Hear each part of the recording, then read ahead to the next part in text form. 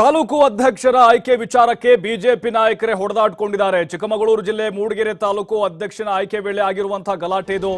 ಅದು ಯಾವ ಮಟ್ಟಕ್ಕೆ ಹೋಗಿದೆ ಅಂತಂದ್ರೆ ಅಂಗಿ ಹರಿಯುವ ಮಟ್ಟಕ್ಕೆ ತಾಲೂಕು ಅಧ್ಯಕ್ಷರ ಆಯ್ಕೆ ವಿಚಾರದಲ್ಲಿ ನಡೆದಿರುವಂತಹ ಗಲಾಟೆ ಇದು. ಚಿಕ್ಕಮಗಳೂರು ಜಿಲ್ಲೆ ಮೂಡಿಗೆರೆ ತಾಲೂಕು ಅಧ್ಯಕ್ಷ ಆಯ್ಕೆ ವೇಳೆ ಈ ಹೊಡೆದಾಟ ನಡೆದಿದೆ. ತಾಲೂಕು ಅಧ್ಯಕ್ಷ ಗಜೇಂದ್ರ ಅವರನ್ನ ಆಯ್ಕೆ ಮಾಡ್ತಾ ಇದ್ದಂತೆ ಮಾರಾಮಾರಿ ಶುರುವಾಗಿದೆ.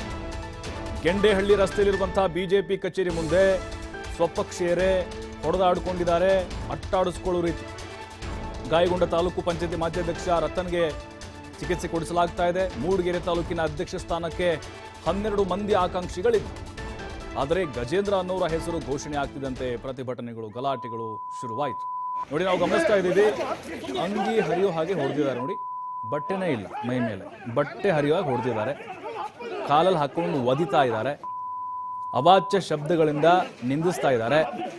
ಗಜೇಂದ್ರ ಅನ್ನುವಂಥವರ ಆಯ್ಕೆ ಆಗಿದ ತಕ್ಷಣವೇ ಗಲಾಟೆ ಶುರುವಾಗಿದ್ದು, ಚಿಕ್ಕಮಗಳೂರು ಅದರಲ್ಲೂ 2023 ಚುನಾವಣೆಯಲ್ಲಿ ಬಹಳ ಹೀನಾಯ ಸೋಲು ಓವರಾಲ್ ಜಿಲ್ಲೆಯಲ್ಲಿ ನಾವು ಗಮನಿಸೋದಾದ್ರೆ, ಲೋಕಸಭೆ ಚುನಾವಣೆ ಹತ್ರ ಬರ್ತಿದೆ. ಈಗ ತಾಲೂಕು ಅಧ್ಯಕ್ಷರ ಆಯ್ಕೆಗೆ ಸಂಬಂಧಪಟ್ಟಂತೆ ಈ ರೀತಿ ಕಚ್ಚಾಡಿಕೊಂಡಿದ್ದಾರೆ. ಬಿಜೆಪಿ ನಾಯಕರು ಹೇಳ್ಕೊಳ್ತಾರೆ, ನಮ್ದು ಶಿಸ್ತಿನ ಪಕ್ಷ, ಸಂಸ್ಕೃತಿ ಬಗ್ಗೆ ಮಾತನಾಡ್ತಾರೆ. ಈ ದೃಶ್ಯ ನೋಡಿದ್ರೆ ಗೊತ್ತಾಗುತ್ತೆ ಸಂಸ್ಕೃತಿ ಸಂಸ್ಕಾರ ಬಿಜೆಪಿ ನಾಯಕರದ್ದು ಎಂಥದ್ದು ಅಂತ ಹೇಳಿ. ಕೂತ್ಕೊಂಡು ಬಗೆಹರಿಸಬಹುದಾಗಿತ್ತು, ಅಥವಾ ಹಿರಿಯ ನಾಯಕರ ಗಮನಕ್ಕೆ ತರಬಹುದಾಗಿತ್ತು. ಇಲ್ಲ, ಗಜೇಂದ್ರನ ಕೊಡುಗೆ ಏನು ಅಂತೇಳಿ ಪ್ರಶ್ನೆ ಮಾಡಬಹುದಾಗಿತ್ತು. ಅವರ ಪಕ್ಷದ ಮಾನದಂಡಗಳೇನಿದಾವೋ ಅವರವರ ಆಯ್ಕೆ ಅದು. ಆದರೆ ಈ ರೀತಿ ಬೀದಿಲೇ ಗುಂಡಾಗಳಂತೆ ಹೊಡೆದಾಡಿಕೊಂಡಿದ್ದು ಎಲ್ಲೆಡೆ ವೈರಲ್ ಆಗ್ತಾ ಇದೆ. ಈ ತಾಲೂಕು ಅಧ್ಯಕ್ಷರೇ ಈ ರೀತಿ ಹೊಡೆದಾಡ್ಕೊಳ್ತಾರೆ ಅಂತಂದ್ರೆ ಇನ್ನು ಕಾರ್ಯಕರ್ತರ ಗತಿ ಏನಪ್ಪ ಅಂತ ಹೇಳಿ ಬಿಜೆಪಿ ನಾಯಕರೇ ಮಾತಾಡ್ಕೊಳ್ತಿದ್ದಾರೆ.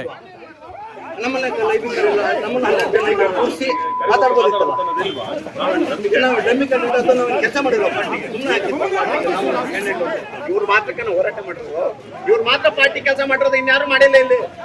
ಇವ್ರು 50 ವರ್ಷ ಜನರು ಒಟ್ಟು ಇವ್ರು ಹಾಕ್ಸಿರೋದು.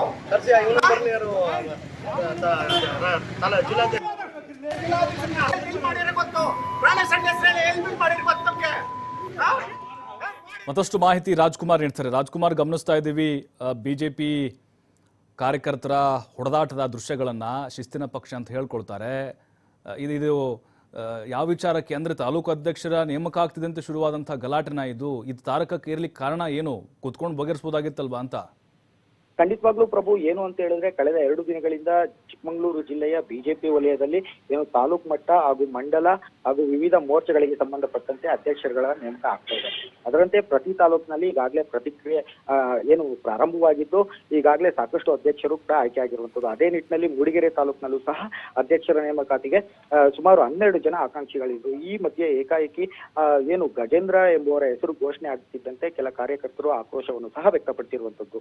ಈ ವೇಳೆ ಏನು ಕಚೇರಿ ಮುಂಭಾಗದಲ್ಲೇ ಕೆಲ ಕಾರ್ಯಕರ್ತರು ಪ್ರತಿಭಟನೆಯನ್ನು ಮಾಡಿ ಕೂಡಲೇ ಜಿಲ್ಲಾಧ್ಯಕ್ಷರು ಸ್ಥಳಕ್ಕೆ ಭೇಟಿ ನೀಡಬೇಕು ಎಂಬ ಏನು ಆಗ್ರಹವನ್ನು ಸಹ ವ್ಯಕ್ತಪಡಿಸಿದ್ರು. ಈ ನಡುವೆ ಮಾತಿಗೆ ಮಾತು ಬೆಳೆದು ಕೈ ಮಿಲಾಯಿಸುವ ಹಂತಕ್ಕೂ ಬಿಜೆಪಿ ಕೆಲ ಕಾರ್ಯಕರ್ತರು ಮುಂದಾಗಿರುವಂತದ್ದು. ಇದರಲ್ಲಿ ಏನು ತಾಲೂಕು ಪಂಚಾಯಿತಿಯ ಮಾಜಿ ಅಧ್ಯಕ್ಷರಾಗಿರುವಂತಹ ರತನ್ ಮೇಲೆ ಹಲ್ಲೆ ಕೂಡ ಆಗಿರುವಂತದ್ದು. ಈಗ ಅವರು ಸರ್ಕಾರಿ ಆಸ್ಪತ್ರೆಗೆ ದಾಖಲಾಗಿ ಚಿಕಿತ್ಸೆಯನ್ನು ಸಹ ಪಡ್ತಾ ಇರುವಂತದ್ದು. ಏನು ಅಂತ ಹೇಳಿದ್ರೆ ಸಾಕಷ್ಟು ಜನ ಆಕಾಂಕ್ಷಿಗಳಿದ್ರು, ಎಲ್ಲರೂ ಕೂಡ ಪ್ರಬಲ ಆಕಾಂಕ್ಷಿಗಳೇ ಆಗಿದ್ರು, ಪಕ್ಷಕ್ಕೆ ದುಡಿದವರೇ ಹೆಚ್ಚಾಗಿದ್ರು. ಆದ್ರೆ ನಮ್ಮನ್ನ ಬಿಟ್ಟು ಬೇರೆಯವ್ರನ್ನ ಆಯ್ಕೆ ಮಾಡಿದ್ದಾರೆ ಎಂಬ ಒಂದೇ ಒಂದು ವೈಮನಸ್ಸಿನಿಂದ ಈ ಕೋಲಾಹಲ ಪ್ರಾರಂಭವಾಗಿರುವಂತದ್ದು. ಆದ್ರೆ ಈಗ ಅಸಮಾಧಾನ ಬಿಜೆಪಿ ವಲಯದಲ್ಲಿ ಅದು ಏನು ಮೂಡಿಗೆರೆ ತಾಲೂಕಿನಲ್ಲಿ ಪ್ರಾರಂಭವಾಗ್ತಾ ಇದ್ದಂತೆ ಈಗ ಕೆಲ ಕಾರ್ಯಕರ್ತರು ರೊಚ್ಚಿಗೆದ್ದು ಈಗ ಪ್ರತಿಭಟನೆಯನ್ನು ಸಹ ಮಾಡಿರುವಂತದ್ದು. ಅಲ್ಲದೆ ಇದು ನೂಕಾಟ ತಲ್ಲಾಟಕ್ಕೂ ಈಗ ಸಾಕ್ಷಿಯಾಗಿರುವಂತದ್ದು. ಈಗ ಸಾಕಷ್ಟು ಅಸಮಾಧಾನ ಬಿಜೆಪಿ ವಲಯದಲ್ಲಿ ಕೇಳಿ ಬರ್ತಾ ಇರೋದ್ರಿಂದ ಹಿನ್ನೆಲೆ ಈಗ ಅಧ್ಯಕ್ಷರ ನೇಮಕ ನಮಗೆ ಸಮಾಧಾನ ಇಲ್ಲ ಎಂಬ ಮಾತುಗಳನ್ನು ಸಹ ಹೇಳ್ತಾ ಇರುವಂತದ್ದು. ಇವರು ಏನು 4 ಗೋಡೆಗಳ ಮಧ್ಯೆ ಕುಳಿತು ಬಗೆಹರಿಸಿಕೊಳ್ಬಾದಂತ ಸಮಸ್ಯೆ ಆಗಿದ್ದು, ಆಗ ಬೀದಿಗೆ ತಂದು ರಂಪಾಟ ಮಾಡಿಕೊಂಡಿರುವುದು ನಿಜಕ್ಕೂ ಈಗ ನಗೆಗಿಡ್ಲಿ ಈಡಾಗಿದೆ ಅಂತಾನೆ ಹೇಳ್ಬೋದು ಪ್ರಭು. ರಾಜ್ಕುಮಾರ್, ಈಗ ಲೋಕಸಭೆ ಚುನಾವಣೆ ಹತ್ರ ಬರ್ತಾ ಇದೆ. ವಿಧಾನಸಭೆ ಚುನಾವಣೆ ನೋಡಿದ್ವಿ, ಬಹಳ ಹೀನಾಯವಾದಂತಹ ಸೋಲು ಓವರಾಲ್ ಚಿಕ್ಕಮಗಳೂರು ಜಿಲ್ಲೆಯಲ್ಲಿ. ಬಟ್ ಇದನ್ನ ಹಿರಿಯರು ಸರಿಪಡಿಸುವಂತಹ ಸಾಧ್ಯತೆಗಳಿದೆಯಾ, ಅವಶ್ಯಕತೆ ಇದೆಯಾ ಅಂತ ಸಂದರ್ಭದಲ್ಲಿ? ಖಂಡಿತವಾಗ್ಲೂ ನೀವು ಹೇಳ್ತಾ ಇರೋದು ಸತ್ಯ. ಈಗ ಯಾಕೆ ಅಂತ ಹೇಳಿದ್ರೆ ಈಗಾಗಲೇ ಬಿಜೆಪಿಯ ನೂತನ ಜಿಲ್ಲಾಧ್ಯಕ್ಷರಾಗಿ ದೇವರಾಜ್ ಶೆಟ್ಟಿ ಅವರು ಆಯ್ಕೆ ಆಗಿರುವಂತದ್ದು. ಅವರ ಮೇಲೆ ಸಾಕಷ್ಟು ಜವಾಬ್ದಾರಿಗಳು ಸಹ ಇದೆ. ಈಗಾಗಲೇ ಏನು ಕಳೆದ ಕೆಲ